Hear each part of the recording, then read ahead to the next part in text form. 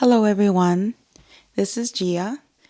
Thank you for joining me on another episode of Lotus in Bloom. Tonight, I want to talk about imposter syndrome. Well, actually, it's the technical term is imposter phenomenon, but it's better known and informally known as imposter syndrome. And it is a phenomenon where you are in constant doubt of your abilities. You feel that you don't belong in certain spaces, that you're not deserving of your achievements. Basically, you feel like a fraud, and that it's only a matter of time that you will be quote unquote found out. Experts believe that anywhere between 70 and 82% of all people experience this phenomenon. And although it is not an actual diagnosis, it's not like a mental illness, so to speak, imposter phenomenon can contribute to anxiety, depression, low self esteem, etc. For me, my I believe that imposter phenomenon, imposter syndrome, whatever you want to call it, is actually a byproduct of my healing journey. Um, I was married for 20 years to a narcissistic man, and I want to say for about 95.9% of the marriage, um, he put me down, berated me, really made me feel like I was just less than. His favorite thing to say to me, was favorite thing to do, I should say, was to compare me to everyone he's ever dated, or his sisters, or his mother. And over time, I actually took it to heart, and my self esteem took a major hit, a major blow. And and despite anything I achieved, even though I may have had the support of my mom, my dad, my siblings, my grandparents, for whatever reason, for some reason, if I didn't have his support or his praise, it just felt nothing. It felt like it was nothing. It felt like I did nothing. And um, to me, in retrospect, that's a testament to the power that I allowed him to have over me. Um, so I think at this point in my healing journey, as you know, when I finally got divorced and was able to move on and just kind of get back to me, as I started to reach goals that I've set, and in my career, in my life, I tend to feel like I'm a fraud. I tend to feel that I don't belong in certain spaces.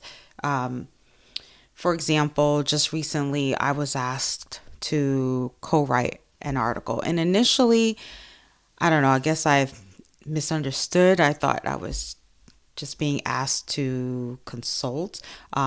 Just for context, I'm a nurse, and this article, the premise is healthcare.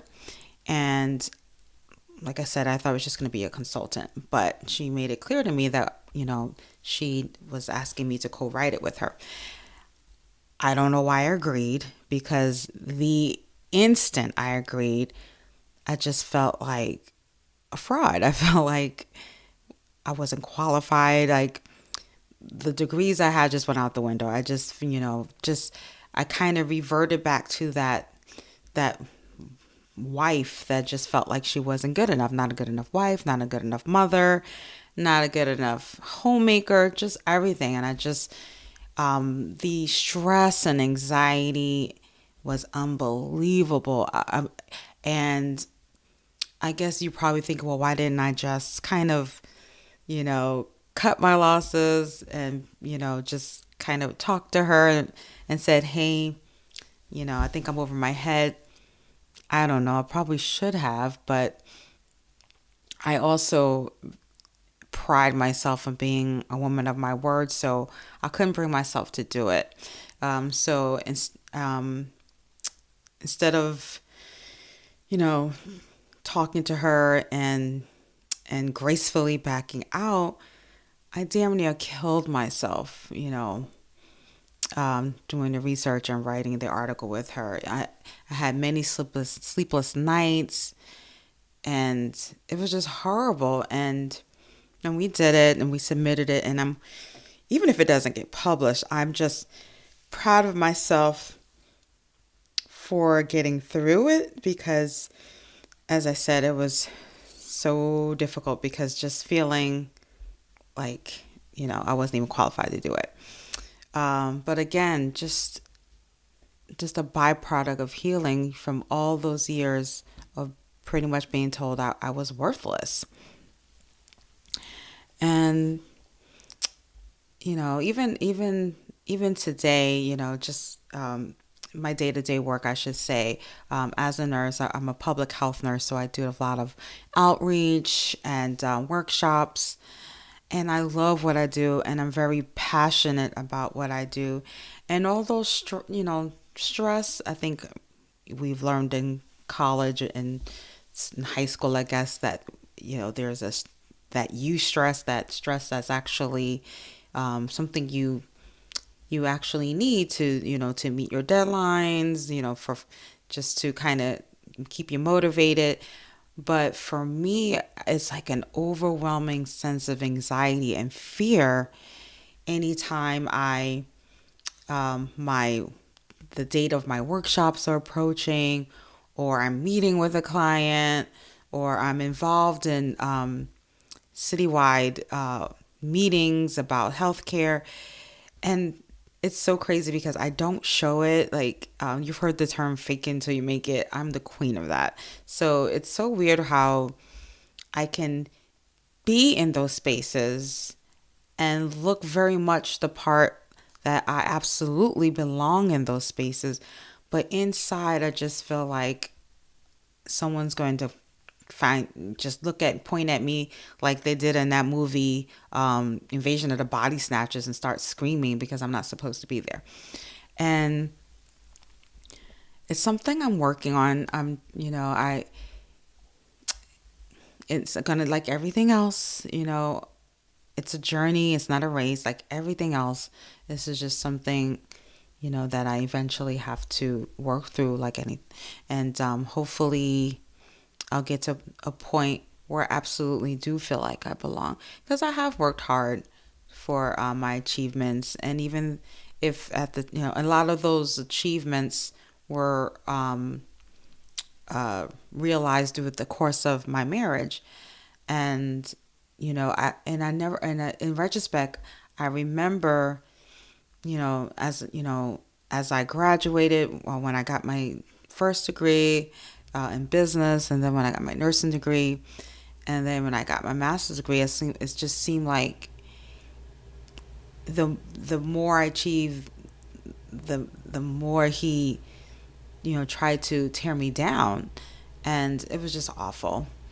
But it's I'm getting there, and I'm just curious to see if anyone else out there has had that experience with imposter phenomenon, or as we all know it as imposter syndrome. What are your experiences? How do you deal with it? Um, because it's a difficult thing, and for me, one of the things I try to do is revert back. I try to regress, or think back to who I was before I got married. Um, and I try to get back to that person.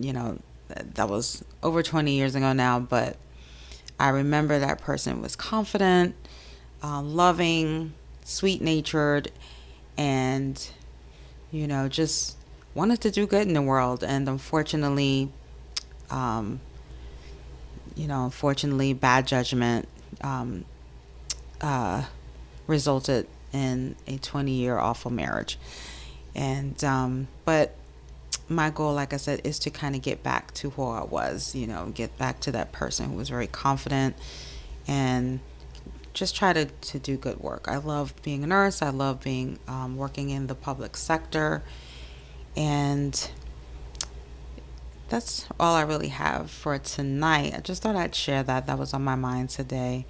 And just please comment below, like I said, if you've experienced imposter syndrome, how you deal with it.